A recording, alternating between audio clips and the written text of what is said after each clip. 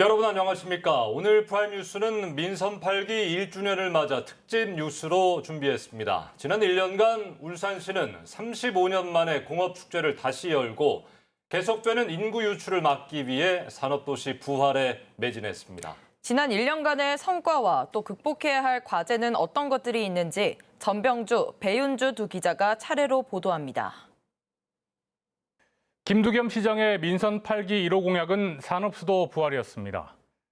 매력적인 산업 입지를 구축해 울산을 빠져나가는 청년 인구를 막겠다는 포부였는데요. 뚝심 있는 추진력으로 그린벨트 해제 권한을 늘리고 지역별 차등 전기료를 담은 분산에너지 특별법을 통과시키는 데 1등 공신 역할을 했습니다. 공해도시를 연상한다는 이유로 중단됐던 공업축제도 35년 만에 부활했는데요. 이 같은 노력 덕분일까요? S-오일 샤인 프로젝트와 현대전기차 울산 공장 신설 등 기업들이 울산에 투자한 금액만 13조 원을 넘었습니다. Those seeds soon started to bear fruits as we aggressively embarked on a series of facilities investments, which were fueled by the Korean people's incredible work ethic. 민선 7기 1년차와 비교해보면 2배가 넘는 내무의 체결 건수에 투자 유치 금액도 6배가 넘습니다. 특히 지난 1년간 3,500여 명의 고용을 확보해 민선 7기 전체 고용량을 이미 추월했습니다. 회색빛 산업도시 이미지를 벗어나기 위한 노력도 돋보였는데요.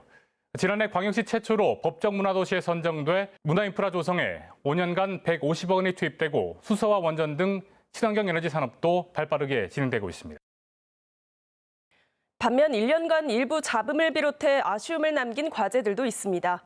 먼저 지역사회 논란을 일으켰던 기업인 조형물 건립 사업입니다. 지역 야권과 노동계가 거센 반대에 나섰고 인터넷 커뮤니티에서도 반대 여론이 거세자 김두겸 시장은 사업을 발표한 지 3주 만에 직접 백지화했습니다. 이 밖에 아쉬운 실적들도 있습니다.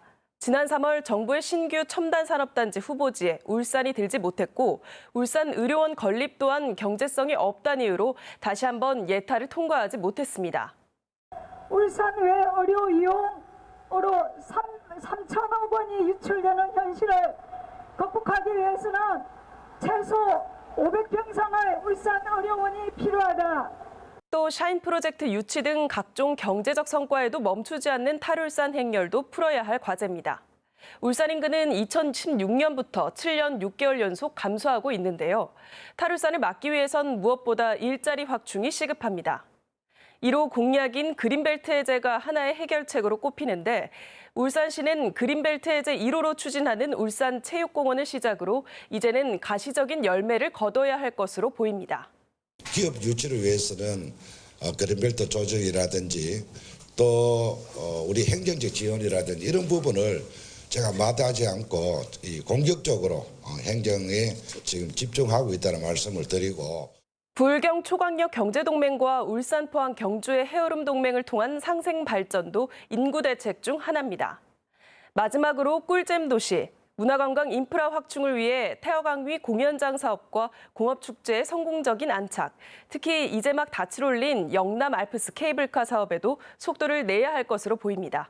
UBC 뉴스 배윤주입니다.